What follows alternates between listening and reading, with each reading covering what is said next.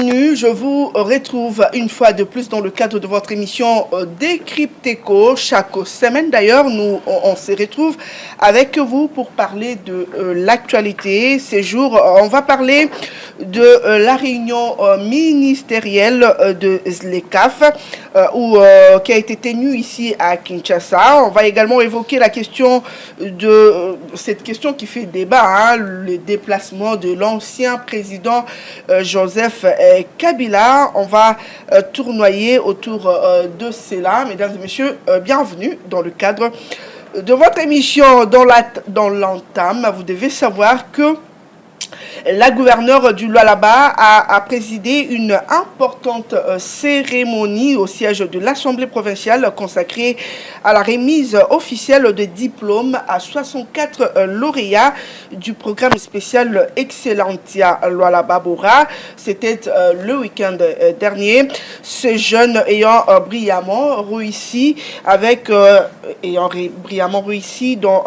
dans l'examen d'État avec minimum 60%, poursuivront donc leurs études à l'international grâce à la gouverneure Fifi Masuka. Chapeau bas à cette femme qui fait un travail de titan. Vous devez également savoir que l'inspection générale de finances, IGF, a donc reçu le week-end dernier, toujours, dans ses installations, le stagiaire de la 8e promotion de l'école supérieure d'administration militaire pour une séance de travail. Cette visite s'inscrit, nous dit donc l'IGF, dans le cadre du module pratique dédié aux finances publiques, à l'audit et au contrôle interne enseigné à l'ESAM où ils sont. Cette délégation a été conduite par les colonels Eric Ngoli Bameleki. J'espère que je n'ai pas massacré les noms. Bienvenue donc dans cette émission, dans la TAM. Tony Antoine Dibendila, vous êtes catholique. Aimé Kabea, vous l'êtes également? Sur quoi je suis surnommé le cardinal de la presse, donc un homonyme de l'Église catholique. Voilà, le dossier ce lundi du pape François, après plusieurs semaines de lutte contre une pneumonie bilatérale sévère. Il est parti à l'âge de 88 ans. Tony Antoine Dibendila, en tant que catholique. Mais je suis personnellement touché parce que je me souviens, ça a été pour la première fois que moi, puisse voir un pape de mes propres yeux. Il était ici à Kinshasa en 2023. Ah oui, on se souvient. Et j'ai quand même bénéficié de sa présence. J'ai pu le voir à quelques mètres. Il était souriant et tout. Et bien voilà, la nouvelle est tombée aujourd'hui. C'est triste, c'est regrettable. Mais en outre, on savait qu'il était malade, très malade ces derniers mois. Et même l'État du Vatican s'est préparé à un éventuel décès du pape. On s'était donc préparé, mais en tout cas, je sais que la communauté chrétienne mondiale est fortement touchée par cette triste nouvelle. Et donc, je profite de ces plateaux pour présenter mes condoléances à tous les catholiques à travers le monde entier. Et donc, je crois que tout le monde, partout et chacun de nous, partout où il se trouve, doit se souvenir, ça en particulier le Congolais, du message du souverain pontife, du Saint-Père, lorsqu'il était ici à Kinshasa. Il avait appelé notamment les multinationales à retirer leurs mains du Congo. Il s'était opposé au colonialisme économique en Afrique. Et donc, j'espère que ces messages-là restera à jamais gravés dans nos cœurs et que chacun de nous fera de son mieux pour que les colonialismes économiques ne soient plus démises en Afrique et particulièrement au Congo. Nous voyons les conséquences désastreuses de l'activisme des multinationales dans la partie est de notre pays. Et donc, aujourd'hui, c'est un regret et donc je suis personnellement touché par cette disparition. Aimé Kabea, un mot par rapport à cette disparition? Je pense que c'est le monde entier qui est en deuil. C'est un grand pasteur qui vient de nous quitter, le pape. Le souvenir que j'ai de cet homme, c'est quelqu'un qui, lors de son passage en RDC, ce pays, il a beaucoup plaidé pour la paix en République démocratique du Congo. On l'a vu avec des messages forts. Le pape nous a légué néanmoins un message fort, celui de qui a été relayé, je pense, à l'époque avec Monseigneur Mosengo, de heureuse mémoire, mon Christo Zala Mwinda, que le peuple doit se prendre en charge, c'est aux Congolais eux-mêmes de fournir des efforts, de se battre pour l'émergence et l'épanouissement de notre cher et beau pays.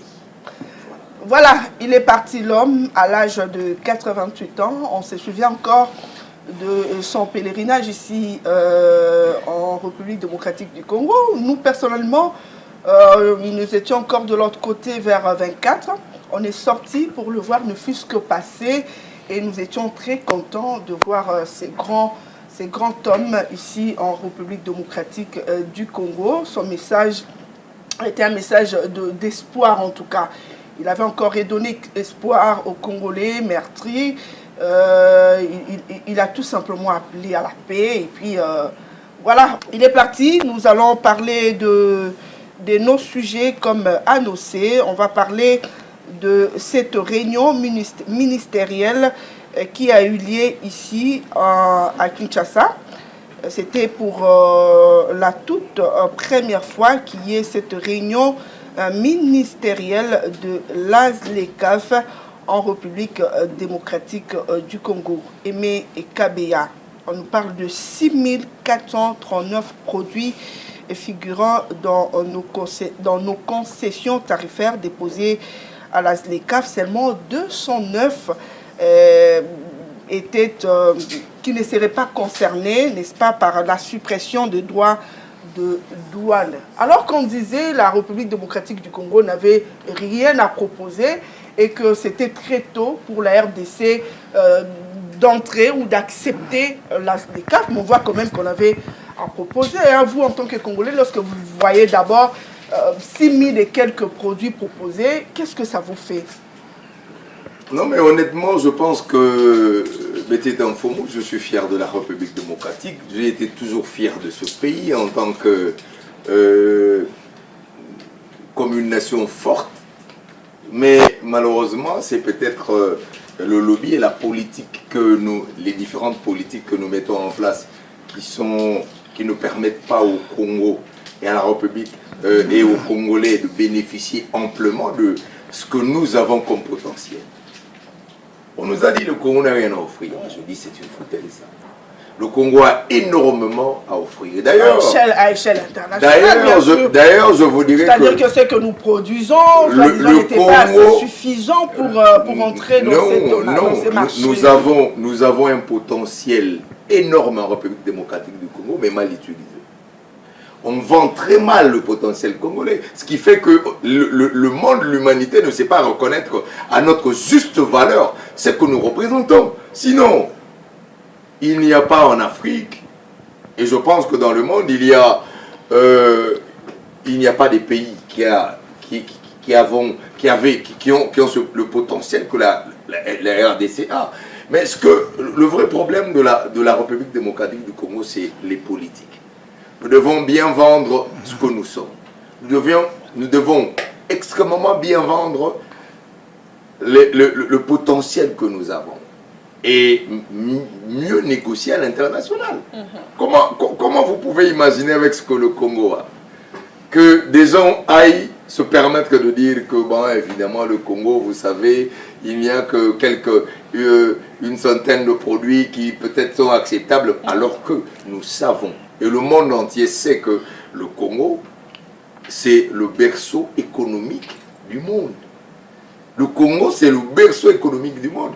Mais mal géré, mal entretenu, voilà ce que ça donne. Il y a une crise de confiance à l'international, on ne s'est pas bien vendu, ce qui fait qu'il y a ce mauvais discours qui passe, alors que nous pensons que nous pouvons encore, et le Congo a le potentiel de mieux se vendre, parce que nous avons tous les atouts pour être le leader, parmi les leaders mondiaux dans ce secteur-là.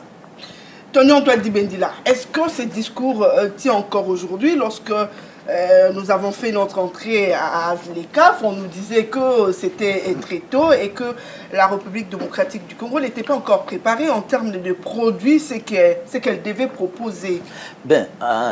L'intégration régionale ne peut qu'être vue de bon oeil, en tout cas. Mais après, la question de la zone des libre-échange continentale africaine, la ZLECAf, n'est pas qu'une question congolaise. Parler de l'adaptation de la préparation, je crois que ça fait déjà plusieurs années depuis qu'il y ait vraiment en réalité les préparatifs autour de la ZLECAf. Parce que déjà, c'est pas que le Congo, c'est pas que le Congo. Certains pays africains aussi ne sont pas encore prêts pour j'ai quand même à participer à certaines réunions, à certaines préparations de la ZLECAf, ainsi de suite. Bon, jusque-là, on attend l'avènement du véritable marché continental où il y aura libre circulation des produits. Mais je crois que ce n'est pas que le Congo. Mais après, à l'interne, nous avons de sérieux problèmes. Il y a le problème, par exemple, des produits made in Congo. Vous savez, nous avons un sérieux problème de production. On ne produit pas assez déjà, ça c'est connu. Il y a quand même des histoires qu'on produit, mais oui, mais ce n'est pas assez. Mais au-delà de ça, c'est aussi la marque, l'image de nos productions internes. Aujourd'hui, par exemple, je peux donner des éléments clés. Il y a certaines marques des boissons alcooliques. Dès qu'on cite ces boissons-là, on voit l'Angola, par exemple. Il y a des boîtes à conserve, des boîtes de lait. Je ne crois pas qu'en Angola, c'est la même chose. Nous sommes ici, nous sommes souvent inondés. Nous sommes le quelques produits proposés. Est-ce que on peut revenir sur ça? Qu'avons-nous proposé? Je vais arriver. Nous sommes souvent inondés par des produits venus des pays voisins. Et donc voilà, on doit fournir beaucoup d'efforts pour arriver à proposer des contenus de qualité qui lient, en tout cas, même nos autorités sont conscientes de cette situation-là. C'est pourquoi il y a plusieurs d'ailleurs initiatives parrainées parfois par la maison de l'entrepreneuriat, les ministères du commerce, ainsi de suite, pour pousser nos entrepreneurs ici, à l'interne, les produits et faciliter les exportations de nos productions et mettre en avant. Il y a, en tout cas, je crois que vous êtes au courant de ces différentes initiatives. Et donc, moi, je crois qu'au niveau interne, nous devons doper nos productions, donner plus de moyens. L'État, en tout cas, doit accompagner les entrepreneurs en termes de la régulation du marché interne ou encore d'autres initiatives qui peuvent permettre qu'il y ait assez de production, que nos entrepreneurs soient compétitifs, parce que lorsqu'on parle des marchés continentaux comme ça ouverts avec des suppressions des droits des douanes, on doit se rendre compte qu'il y aura une compétition assez dure. Hein? Oui, la compétition sera rude en termes de production et donc il faudra que nos entrepreneurs, même ici à l'interne, soient prêts à affronter ces combats-là. Sinon, ils risquent d'être absorbés. Ce sont les entrepreneurs d'autres pays de la région qui vont profiter de notre marché ici à l'interne. Donc, en tout cas, c'est bien de s'engager dans cette voie-là, mais c'est aussi bien de permettre à ce que nos entrepreneurs soient capables d'affronter ce qui va arriver après. Lorsque lorsque d'autres économistes estiment que ça risquerait de faire souffrir l'économie congolaise, êtes-vous d'avis avec cela? Bon, je crois que certains, aujourd'hui, nous voyons plusieurs compagnies ici faire le plus, en tout cas, de ce qui est prévu, c'est-à-dire par rapport aux assignations. Avec cela, est-ce que ces compagnies-là ne risqueraient pas de faire moins par rapport aux assignations mais il n'y aura pas que le Congo qui va supprimer les droits de douane. Ce sera des suppressions communes. C'est-à-dire que si nous exportons et que nous payons, si ces produits-là ne seront pas payés de l'autre côté, c'est aussi avantageux. Vous voyez. Donc je crois qu'il y a des experts, des économistes indépendants qui quand même sont très réservés ou encore pessimistes à l'égard de la ZLECAf, mais je crois que les données officielles de l'État existent aussi, qui prouvent qu'il y aura plus d'avantages que de désavantages. Il faut engager pleinement dans la ZLECAf. Mais moi, c'est que j'insiste, et donc la sonnette d'alarme, c'est autour de la compétitivité de nos entrepreneurs. Au risque en tout cas, si ils ne sont pas compétitifs, si les mesures mises en place aujourd'hui ne permettent pas à ces entrepreneurs d'affronter véritablement ces marchés continentaux, il n'y aura presque plus de droits de douane. En tout cas, ça sera compliqué pour eux. Aimé Kabila, vous voulez ajouter quoi? Non, je voudrais rebondir rapidement. Moi, je pense que mon cher co-débatteur, il est allé un peu au fond de la question. Moi, j'ai abordé la question de façon générale pour dire qu'il y a le vrai problème en RDC. À chaque fois, il faut qu'on évite de prendre les questions de façon détaillée. Il faut une politique générale qui doit exister. Le politique de l'entrepreneuriat, sur l'entrepreneuriat. Celle qui doit dire, voilà, la RDC opte pour telle vision, pour telle logique, dans tel domaine, avec comme objectif, dans telle période, réaliser tel objectif et tel objectif et tel objectif. De façon sérieuse et de façon organisée. Nous avons un marché, nous allons dans un marché, nous allons dans une opération qui est une opération régionale, libre circulation des biens, suppression des douanes, mais il y a en réalité ce que la RDC, c'est plus de 100 millions de Congolais. C'est un marché, un très grand marché. Mais est-ce que nous nous sommes préparés à dire que nous, en tant que marché, de l'autre côté, vous avez aussi des entrepreneurs, d'ailleurs, qui seront exonérés. Ça veut dire que nous, on perd des droits de douane. Est-ce que la RDC s'est véritablement préparée à dire les compensations? Comment on va compenser ces pertes des droits de douane à notre niveau? La RDC, comment elle va réagir? Ça également, c'est une question que... Et prendre en charge là, parce que c'est des milliards.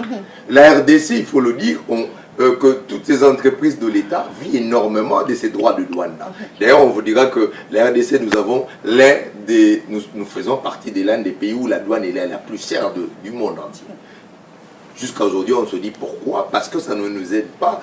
Cet aspect des choses freine l'entrepreneuriat au niveau local et les entrepreneurs sont étouffés, largement étouffés par le coût, ce coût de douane. C'est quand même bien pour ces entrepreneurs-là. Non, ils sont étouffés. Parce que imaginez que les hommes préfèrent aller faire affaire à Pointe-Noire ou Kampala, parce que la partie orientale, la fameuse partie orientale, et eux, ils vont acheter des choses en Ouganda. Ils préfèrent les douanes ougandaises parce que c'est moins cher.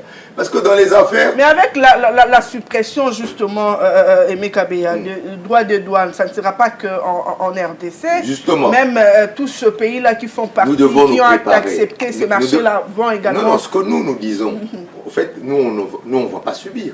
Le Congo, le drame du Congo, nous, on subit beaucoup. On subit les politiques extérieures des gens. À un moment, nous devons commencer à nous préparer.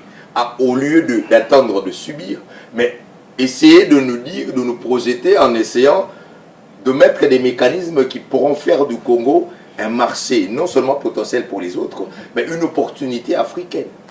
Qu'est-ce que nous proposons? Je voudrais rebondir sur la qualité de ce que nous proposons. On a proposé énormément de choses, mais en termes de qualité, sur le plan africain, on est les produits congolais juste d'une mauvaise réputation.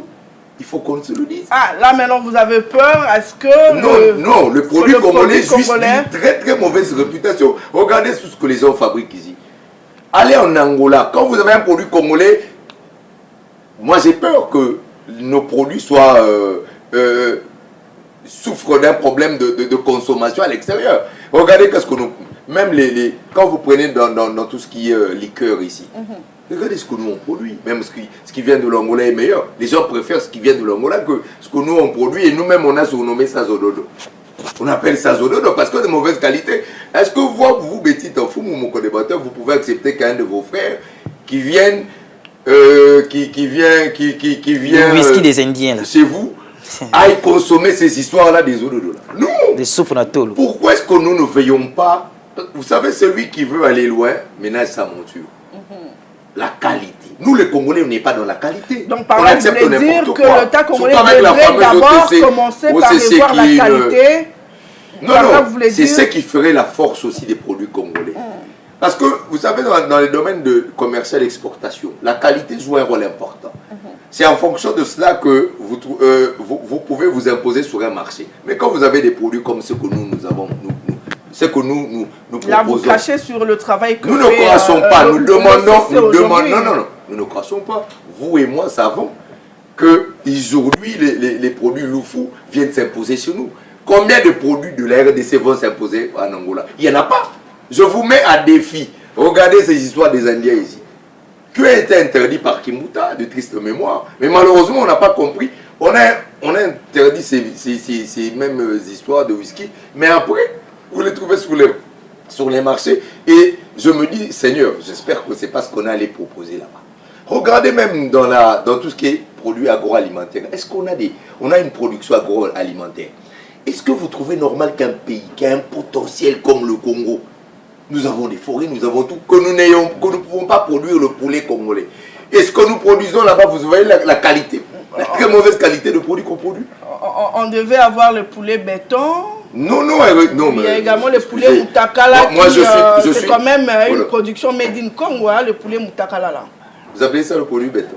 Donc, non, pas ça. On attendait, mais on n'a pas vu. Mais on a vu quand même les poulets Mutakala. Je suis satisfait. Qui aujourd'hui... Non, mais écoutez, Madame Betty. Le poulet nu. Il y a des poulets Mutakala. Madame Betty, on se joue du consommateur congolais. Vous savez pourquoi la norme voudrait qu'il y ait des étiquetages, qu'il y ait un emballage avec toutes les normes? Parce que le consommateur doit savoir. Nazolia nini, et utiwapi, basali yango nini. Biso, au Congo, on estime qu'on n'a pas droit. Yakoyeba, sosoyo, tozolia utiwapi. Voilà pourquoi on produit les poulets au yébité pas ces outils. Par la magio, bakataki mokoloneni, liaka kabungo.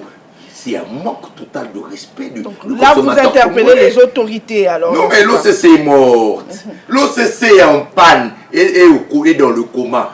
Je dis aujourd'hui, l'OCC est dans le coma. Vous savez combien de trucs périmés transitent ici à Louvre? Périmés transitent à Louvre.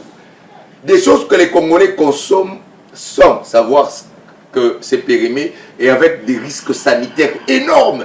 Déjà, il y a bien tel qu'on va consommer, mais il y a périmé. L'OCC est morte. Elle est morte. Non, mais dans les comas, c'est petit.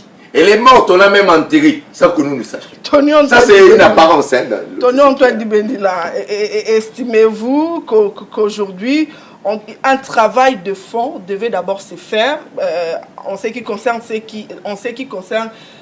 que consomment aujourd'hui les Congolais avant d'accepter ou d'ouvrir grandement la porte à ces grands marchés qui bientôt là va faire son entrée? Mais la question autour de la qualité des produits ici en RDC a toujours été d'actualité. Je crois qu'il nous arrive de croiser chacun les organisations de la défense des droits des consommateurs. Nous savons tous ce qu'ils disent. D'ailleurs, il y a quelques jours ici, il y a eu une situation assez désastreuse. Un consommateur congolais qui a pris une liqueur là, aphrodisiaque et qui s'est retrouvé dans des situations compliquées. Je crois qu'il y a eu une organisation des consommateurs congolais qui a saisi, je crois, la justice, ainsi de suite, mais nous savons comment ça termine ici. Qui exige, je ne cite pas les noms de ces produits, c'est connu ici, c'est largement consommé, mais qui exige d'ailleurs qu'il y ait des... C'est dangereux, citez-les, il faut aider nos côtés. Qui exige d'ailleurs que ces produits-là soient analysés et tout, connaître les substances que ces produits contiennent. C'est-à-dire, la réalité est que oui, l'OCC a sa part de responsabilité parce que nous savons ici les produits qui circulent chez nous et donc c'est très compliqué. C'est pourquoi moi je voudrais, sur cette question-là, si on se rend compte, c'est une proposition aux autorités, que l'OCC n'arrive pas à tout contrôler, on peut libéraliser les secteurs de contrôle. On peut libéraliser le secteur de contrôle, faire peut-être appel à d'autres offices beaucoup plus avancés en termes de contrôle des produits. Peut-être à des privés. Oui, mais c'est ce que je dis. Si on peut libéraliser le secteur, parce que nous n'avons qu'à regarder nos produits ici, les risques, c'est aussi que ces produits-là, congolais, soient refusés, la consommation soit refusée, oui, ailleurs, dans les pays membres de la ZLECAF, ce sera désastreux aussi pour nous. Donc la réalité est que l'OCC doit vraiment prendre en charge ses responsabilités, en tout cas être sérieux et rigoureux en termes de tout ce qui est produit ici chez nous.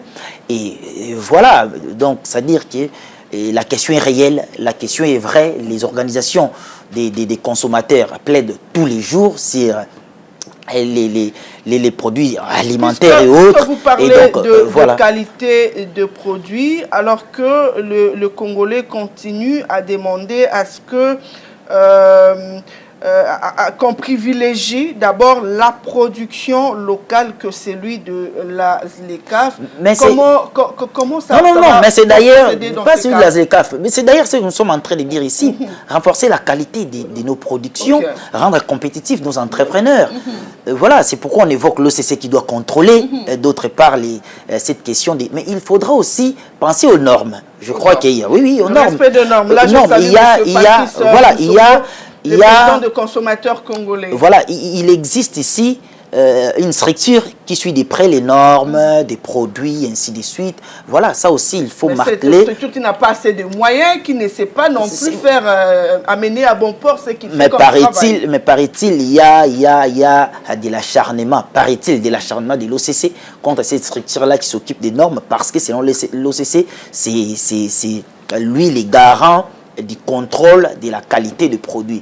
Donc, il ne peut pas y avoir une autre structure qui milite pour les normes, ainsi de suite. Mais alors que dans les faits, on se rend compte que les rendements de ce que nous produisons ici, la qualité n'est toujours pas appréciable. Et donc, je crois qu'il faudra tenir compte de ces questions des normes, mais aussi de la qualité des produits, de la compétitivité des nos entrepreneurs. L'État vraiment doit ouvrir l'œil et les bons, et ça, je crois que les domaines du ministère du Commerce extérieur, et on interpelle les ministres, j'ai oublié le nom, le ministre du Commerce extérieur, Julien Paloukou. Et donc, il faut vraiment, non, il n'est plus à l'industrie. Il faut vraiment insister,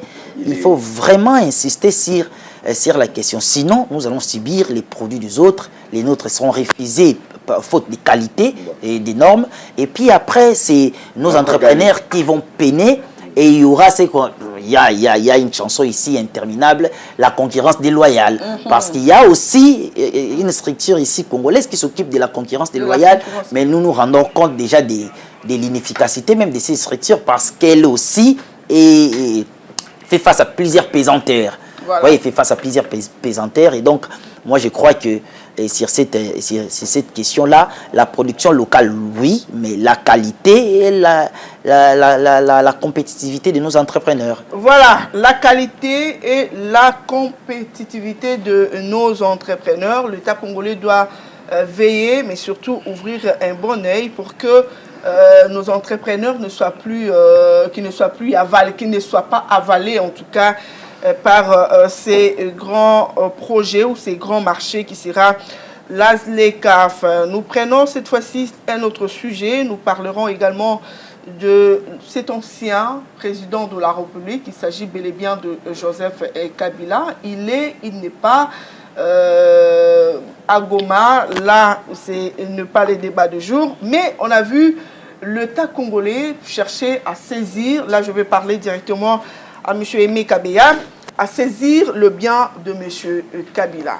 On a vu les images circuler, d'abord au 18e rue, où on a eu, entre guillemets, à saccager, et soi-disant, d'après l'ancienne première dame, on a amené ces biens et ces trucs de valeur.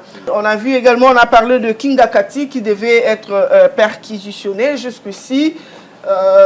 On parle en tout cas de biens, plusieurs biens de l'ancien président Joseph Kabila qui devaient être saisis. On parle des maisons, le parc et consorts. Mais on nous dit également qu'il a été vu à Goma, Aimé Kabeya. Il ne serait pas parti pour convaincre, voilà, sinon, le cardinal de la presse, il ne serait pas parti pour convaincre le troupe rebelle à accepter finalement les négociations. Voilà. D'abord, je suis heureux de parler finalement de cette histoire. C'est à peu près comme le Maboki, le théâtre de Sénou. Comment ça? Non mais attendez, moi je me dis, tous les Congolais, tels que nous sommes Congolais, je pense que tout le monde est unanime.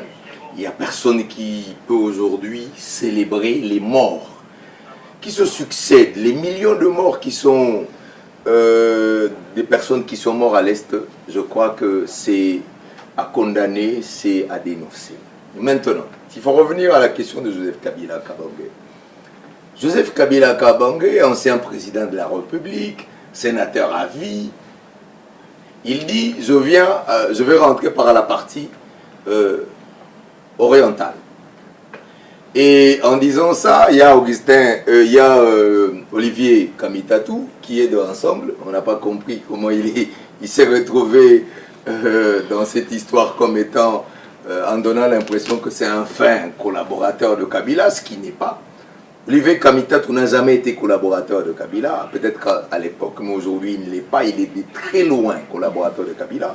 Je pense qu'il a fait son analyse à lui, en tant que personnalité politique. Quand il a appris que Kabila voulait venir dans la partie orientale, il s'est dit, sûrement peut-être qu'il viendra à Goma. Voilà de là où part cette spéculation de Kabila vient à Goma. Olivier Kamitatou, qui lui réfléchit en tant que lui, parce que bon, il faut le dire, il n'est pas de sillage de Kabila. Et tout part de là. Kabila va venir à Goma, Kabila est au Rwanda, et ainsi de suite. Lui, Kabila lui-même dit, je veux venir, mais je viens pour que m'inscrire dans une logique, celle de la recherche de la paix. C'est pas moi qui le dis. C'est Kabila qui le dit. Nous le citons lui en tant que journaliste, je le cite lui. Voilà. Kabila nous a dit, il dit, il ne vient pas de Mitama. Il annonce que je veux venir. Parce qu'il n'a rien à cacher, je me dis, parce que si c'est quelqu'un qui doit voler, il viendra la nuit, nuitamment. Lui dit quand même, je viens. Je vais aller là-bas, je pense que mon pays a besoin de moi, je veux venir pour participer à la recherche de la solution. Ça, c'est ce que Kabila dit. Et jusque-là, officiellement, parce qu'il a dit officiellement, et moi je crois que puisqu'il a dit officiellement, s'il arrivait à Goma, il venait quand même officiellement. Par là, vous soutenez ceux qui estiment qu'il est allé pour faire entendre raison à ces groupes rebelles. En fait, moi je pense qu'un journaliste s'accroche aux faits. Les faits, c'est quoi? Celui qui parle, c'est Kabila lui-même. Il dit, je viendrai. Il annonce qu'il va aller à l'est de la République. Et lui-même dit, je pense que je peux participer à la recherche de la solution. Maintenant, ce qu'il a dit, il a dit ouvertement. S'il va venir, je crois qu'il viendra ouvertement. Je ne vois pas pourquoi il viendra en se cachant. On nous apprend qu'il a été là. Ses collaborateurs les plus directs, les Ferdinand Kambéré, vous avez suivi comme moi et vous, dans la recherche de cette vérité, parce que ça fait le buzz, on a recherché, tous les collaborateurs de Joseph Kabila sont unanimes, ils vous disent, Kabila a promis qu'il viendra officiellement. Il n'est pas encore venu. S'il vient, comme il a dit, c'est quelqu'un de parole, Kabila ne ment pas, il viendra officiellement. Ça c'est une rumeur, ça c'est de la manipulation politicienne, ça c'est Kambéré qui l'a dit, et je ne pense que nous, qui ne sommes pas très proches de lui, en ayant effectué les investigations, nous ne pouvons que reprendre ce que les collaborateurs proches ont dit. Ils ont dit, c'est de la manipulation, Kabila n'a jamais été à Goma. D'ailleurs, comme par ironie, ils sont en train de rechercher, avoir même les vidéos et les photos de ceux qui prétendent qu'ils soient venus là-bas. Mais je voudrais ajouter quelque chose. Allez-y vite, on doit également... Rapidement, je voudrais ajouter quelque chose. Parce que moi, je ne comprends pas finalement. La fixation autour de Joseph Kabila, comme si le Congo n'a pas d'autres priorités, comme si on n'a pas, il n'y a pas à ce stade des besoins primordiaux, on est resté focalisé autour de Joseph Kabila. Alors, moi je me dis, qu'est-ce que le Congo gagne là-dedans? Je ne vois pas. Je crois peut-être que les politiciens, ils savent qu'ils sont en train à quoi c'est important pour eux. On nous a dit ici, et vous le savez, on a dit que toute forme de recherche de la paix est la bienvenue. Que tout Congolais qui pourrait rechercher la paix, que toute initiative pour la paix est la bienvenue. On a vu Corneille Nangaa avec Adoua, avec le président de la République, on a dit c'est une bonne chose. On a vu Paul Kagame avec le président Félix Tshisekedi, on a dit c'est une bonne chose. Alors, moi je me pose la question. Réfléchissons par l'absurde.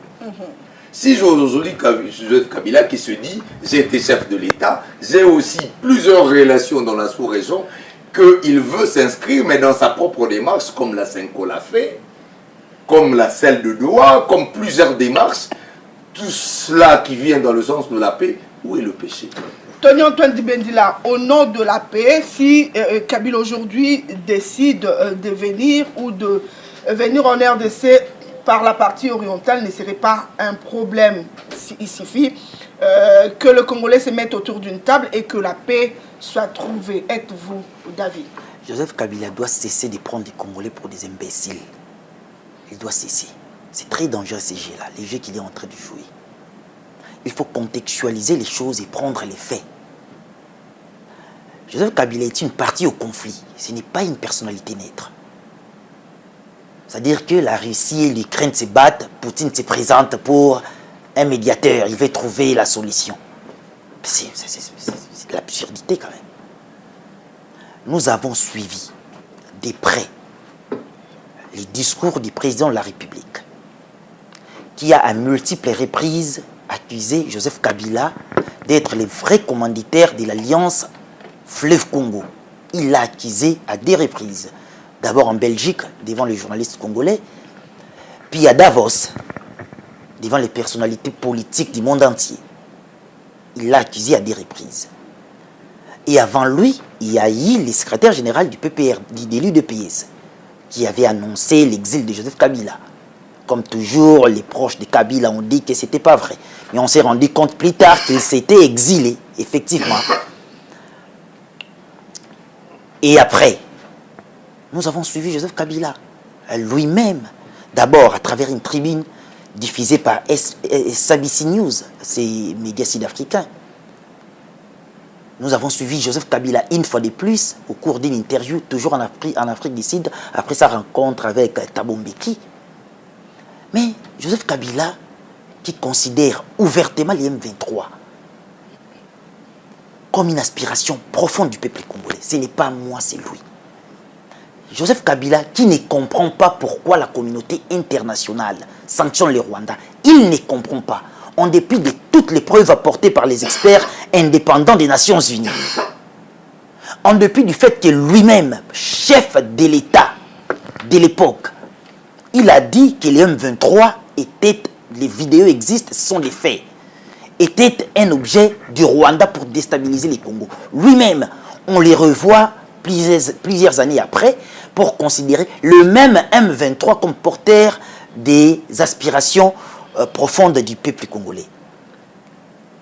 Et aujourd'hui, on nous annonce, voilà, Kabila est à Goma, comme lui-même l'avait dit à travers un communiqué parvenu aux médias internationaux, RFI, Jeune Afrique. Une nouvelle que ses proches ont démenti. Il y avait d'abord une annonce, comme ça, la lettre a été lue par les médias internationaux. Quelques jours après, c'est des gens, des communicateurs, parmi des communicateurs attitrés de l'AFC M23, comme Steve Wimby, comme Rodriguez Kachuva. On dit que le journaliste connaît tout, mais il ne dit pas tout. Nous connaissons les relations que Steve Wimby partage avec Joseph Kabila. Il va jeter dans l'opinion une information pour discréditer Kabila. Les sangs coulent et on dit, voilà, c'était une stratégie de communication. On va faire une stratégie alors que les gens sont en train de mourir. On nous annonce officiellement. Et ce sont les médias internationaux qui confirment par la suite. Et même hier dimanche, la RFI a encore confirmé la présence de Joseph Kabila à Goma. Une ville occupée par les M23 AFC. Les témoignages, ils nous arrivent à échanger avec des correspondants sur place. Les résidences des acteurs politiques congolais à Goma sont occupées par les rebelles. C'est la résidence de l'ancien président est sécurisée par les M23 FC et ses bureaux privés. On doit faire quel dessin pour qu'on dise quoi? Et au-delà de ça, les canaux officiels, pardon, les gouvernements ont des canaux spécifiques. Au-delà de ce que nous imaginons ici à Kinshasa. Ils ont des canaux spécifiques. Et quand le président de la République l'a dit à plusieurs reprises, et quand même Jean-Pierre Bemba dit que nous avons des preuves. Le confirme. Nous avons des preuves. Et il n'y a pas longtemps, il y a eu Eric Kouba, conseiller stratégique de Corneille Nangaa, arrêté et transféré à Kinshasa. Il a dit ouvertement, nous étions avec l'ancien président Joseph Kabila, nous étions avec Loubaya, il a cité des noms. Mais aujourd'hui, on vient nous dire, non, voilà, la présence de Kabila, c'était, voilà, et on nous présente Kabila, non, il va aller chercher et faire la médiation. Et une partie au conflit va faire la médiation par quel mécanisme? On l'a suivi. Il a dit ouvertement que cette crise commence après la rupture de l'AFC, du FCC cash. C'est-à-dire il est mécontent du fait qu'il a été écarté du cercle du pouvoir. C'est ça la réalité pour Kabila. Mais et dire aujourd'hui, non, j'arrive. Il est resté dans le silence pendant longtemps. Aujourd'hui, il sort... Et puis, vous évoquez les sorties médiatiques de Kabila. Plusieurs sorties médiatiques de Kabila qui ont coïncidé par, je ne sais pas moi, par, prenons les hasards, avec les sanctions contre certaines dignitaires, certaines personnalités rwandaises, et même BM23. Vous pensez que c'est anodin? Non, on ne blague pas avec la République, s'il vous plaît. On ne blague pas avec la République. Si c'était une stratégie de communication pour lui, c'est son affaire. L'État a pris ses responsabilités. Et n'oubliez pas qu'avant cette décision, ces différentes décisions prises, nous avons suivi les ministres de la Justice. Il a dit qu'il y avait déjà quelques démarches en sourdine pour voir si réellement Kabila était lié à ce qui se passe dans l'Est de la République démocratique du Congo. Il n'y a aujourd'hui l'ombre d'aucun doute. Il n'y a l'ombre d'aucun doute. Et je crois qu'aujourd'hui, j'atterris, Joseph Kabila doit s'assumer. Il doit cesser d'être naïf. Qu'il s'assume, il est avec Nanga, je rappelle une chose. À une époque, j'ai été à la CELCOM, à la cellule de communication du PPRD. Je l'ai dit aujourd'hui. On parle d'Henri Magie. Quand on voit Henri Magie aller suivre Nanga, on voit Yannick Chisola, on voit Adam Chaloui. Vous pensez que c'est juste par plaisir, ils sont partis? Le cardinal Aimé Kabea, on dit qu'on cesse de jouer avec la République. Doit s'assumer. Moi, je voudrais... Moi, je ne suis pas émotif. Je ne suis pas dans les émotions. Je n'aime pas me laisser guider par Onadi Balobaki. Je crois que je suis un monsieur rationnel. Et dans ma rationalité, je suis très loin d'accepter les discours du genre Toyokaki. Je suis quelqu'un des faits. J'ai 18 ans dans ce métier, je pense il doit s'assumer. Non, il doit s'assumer. S'il vous plaît, mettez ta Allez-y. Non, je pense que nous sommes des journalistes chevronnés. 18 ans, 15 ans, 20 ans, nous sommes chevronnés. Les faits doivent... Nous ne nous plions qu'aux faits. Les faits, c'est la réalité. Mon ami n'a cité que des discours, il a cité des points de vue. Mais ce sont des faits. Les discours ne sont pas des points de vue. Non. Ce sont les faits. Les propos ne sont pas... Quand ils s'alignent derrière les narratifs rwandais. Vous êtes quand même un bon communicateur. Je sais, le cardinal termine. Vous êtes un très bon communicateur. J'aime bien ce que vous dites. Mais n'induisons pas les gens en erreur. Une analyse reste une analyse, reste un point de vue. Que le chef de l'État ait donné son point de vue, on respecte. Que le ministre tel ait donné, on respecte. Maintenant, nous, on fait confiance à la justice congolaise. C'est là où tous les Congolais avertis, intelligents et sages sont focalisés. Les gens sont focalisés dans les faits. On nous dit, Kabila, s'il vous plaît. Nous faisons confiance à cette justice qui aujourd'hui a demandé qu'on saisisse le bien de Joseph Kabila. Je voudrais regrouper mon intervention en deux temps. Allez-y. La justice, on se fie à cette justice. J'ai confiance en Constant Mutamba, quelqu'un que j'aime bien, un révolutionnaire, et nous attendons à ce que la justice puisse nous donner la vérité. Que les enquêtes sérieuses et non des propos, des allégations, des déclarations infondées, parce que jusque-là, on n'a pas vu de preuves. Jusque-là, ce qu'on attend, c'est que la justice puisse nous aider à rencontrer la vérité. Parce que nous sommes dans un pays démocratique, dans un pays de vérité. Nous ne sommes pas dans un pays au Balobaki, Qu'est-ce qui serait une vérité pour vous? La vérité, c'est les enquêtes de la justice. Non, les enquêtes de la justice. Pour nous, moi j'ai foi en notre justice, j'ai foi en Constant Mutamba. Je dis, la justice va nous permettre de savoir réellement, à travers les enquêtes, avec des faits probants et réels, si Joseph Kabila, il est du côté de M23, mais c'est simple, c'est clair. Mais au moins, on aura la vraie certitude. Arrêtons de gérer tout un pays avec des affabulations, avec des tokanisaki, tout le monde a neti, et c'est ce que mon frère est en train de raconter. Donc pour vous, Joseph jusque-là, Kabila, la part de nous responsabilité de Joseph Kabila dans cette histoire n'y est encore pas. pour nous, Joseph Kabila est un acteur. Quand on dit la culpabilité, c'est la loi, la justice qui l'établit. Il est présumé innocent. Là où on parle, là, mon confrère, il est suffisamment... c'est un érudit des médias. Il sait que tant qu'un monsieur n'a pas été condamné, que ce monsieur est présumé innocent. Joseph Kabila est présumé innocent. Ça, c'est le côté juridique. Je veux attaquer le côté politique. Mais écoutez, petit info, les gens vont nous faire des sermons ici comme s'ils sont saints. Jean-Pierre Bemba n'est pas ça, il a été dans la rébellion. Est-ce que dans la rébellion, on prépare à manger pour les Congolais? Il n'y a pas eu de victimes, on n'a pas tué des gens. La mère Mende, il n'a pas été dans la rébellion. Qui n'a pas été dans les rébellions? Qui n'est pas allé chercher le pouvoir? Je parle de la classe politique. Ça veut dire, la rébellion est une histoire que la Constitution a déjà réglée. Hein. On ne prend pas le pouvoir par la rébellion, par deux armes. Non, mais c'est ce qu'on est en train de dire aujourd'hui. Allez-y. C'est ce qu'on est en train de dire aujourd'hui. Nous allons nous inspirer de Santiti pour dire nous sommes Bantous, nous sommes Africains. Nous pouvons régler le problème congolais au lieu de se fier à l'international. À ces mêmes Américains qui, d'après ce qui se dit, savent que ça fait 30 ans qu'on est persécuté et qui n'interviennent pas. Ceux qui profitent du coltan, du Kivu, ce sont les entreprises américaines.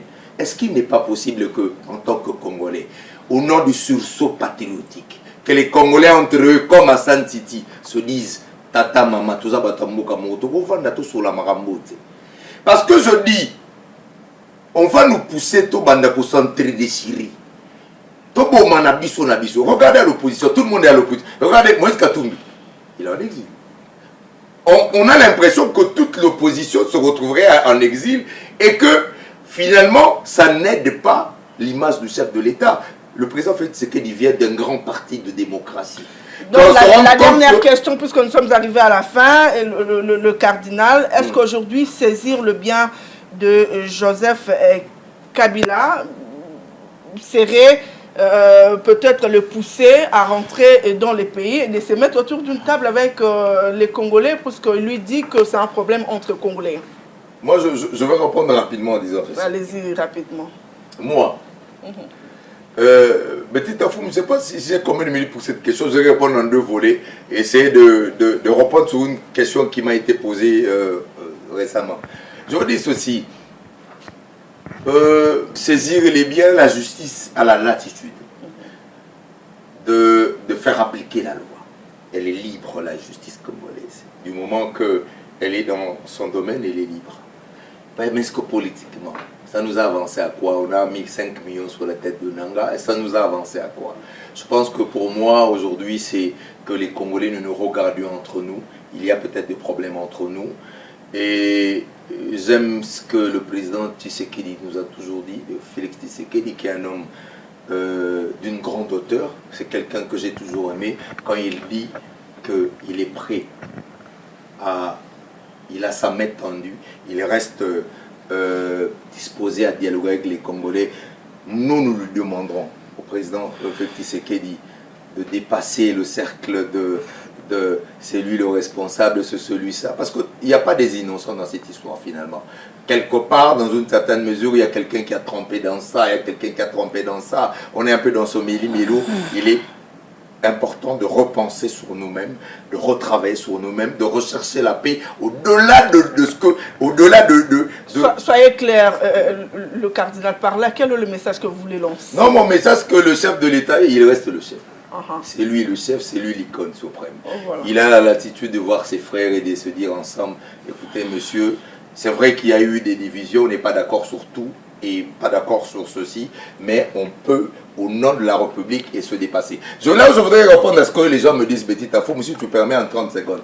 Les gens m'ont dit, cardinal de la presse, tu es en train de défendre Aubin Minakou. Je répète et je le dis, je ne défends pas Aubin Minakou. Je soutiens la grandeur de cet homme qui est Aubin Minakou, parce que c'est un homme qui m'a inspiré par sa loyauté, son sérieux, son humanisme et son humilité. Il y a des gens comme ça qui sont exceptionnels et ce monsieur reste exceptionnel pour moi. Et ça n'a rien à voir avec les raccordements frauduleux que les gens veulent faire avec ces histoires de je ne sais pas quoi. C'est un homme formidable, Beminakou. Rencontrez-le, vous allez découvrir ça. Voilà. Tony Antoine Dibendila, aujourd'hui on saisit le bien de Joseph Kabila. Est-ce que cela ne serait pas piétiné au statut de sénateur à vie? Parce que nous savons que chaque président qui quitterait son poste serait sénateur à vie. Est-ce que ça ne serait pas piétiné sur cela? Mais oui, en quelques mots, je crois qu'il y a eu certaines mesures qui ont été prises. D'abord, les VPM de l'intérieur qui a suspendu les fonctionnements du PPRD, qui est le parti de Joseph Kabila. Et il y a la saisie des biens de Joseph Kabila, décidée par les ministères de la Justice. Je crois que ce n'est pas définitive, cette saisie-là et cette suspension-là. Je crois que c'est en attendant l'avancée des enquêtes, des éléments assez solides pour voir quelles sont les décisions définitives qui seront prises si les poursuites. Nous avons vu qu'il y a eu récemment des procès contre Nanga et consorts. Ils ne sont pas sur place. Ils ont été sanctionnés. Et donc voilà, je crois que nous allons nous observons. Nous observons, on est en train de voir ce qui va se passer dans les jours à venir, mais ce qui est vrai, les indices aujourd'hui et les éléments aujourd'hui déjà rendus publics nous prouvent à suffisance que Joseph Kabila s'est trempé dans des histoires assez désagréables pour la nation. Au-delà de ça, je crois que pour l'aspect dialogue et tout, il y a, moi je continue à faire confiance au processus, au pacte social de la SENCO et l'ECC. Ah, au moins vous reconnaissez ça. J'ai continué à faire confiance à ces pactes-là. Les processus sont en train, les processus se poursuivent. J'espère qu'au moment opportun, les gens peuvent se mettre autour d'une table. Mais ce qui concerne, mais ce qui concerne, j'arrive. Mais ce qui concerne les M23 et l'AFC, je crois que les dialogues se passent à Doha. Donc les échanges, c'est de l'autre côté. Et ce qui, pardon, j'arrive. Nous avons vu ce que les consultations ont couché. C'est-à-dire, je crois que de l'autre côté, à Doha, ceux qui se reconnaissent comme opposition armée, ils vont échanger à Doha, et ceux qui sont de l'opposition civile et non armée, je crois qu'au moment opportun, et sur décision du chef de l'État, ils peuvent se rencontrer, peut-être en dialogue, et voir ce qu'il y a à sauver, parce que la nation nous appartient à tous. Et après, concernant les consultations politiques qui ont eu lieu il y a pas longtemps, je crois que nous avons vu, il y a eu certains opposants qui ont hésité et d'autres qui continuent à arriver de manière informelle. La communication de ces consultations-là l'avait dit. Attendons voir ce gouvernement d'union nationale qui sortira bientôt. Mais je crois, en tout cas, je porte beaucoup de confiance au pacte, ce gouvernement au pacte de paix. Et puis, voilà, du mal en tout cas à sortir, ce gouvernement d'union nationale. On va voir dans les jours à venir. On va voir dans les jours à venir, parce que nous savons comment fonctionnent nos opposants. Peut-être que certains ont été consultés également dans les mois. Nous sommes arrivés à la fin. Vous voulez... Donc voilà.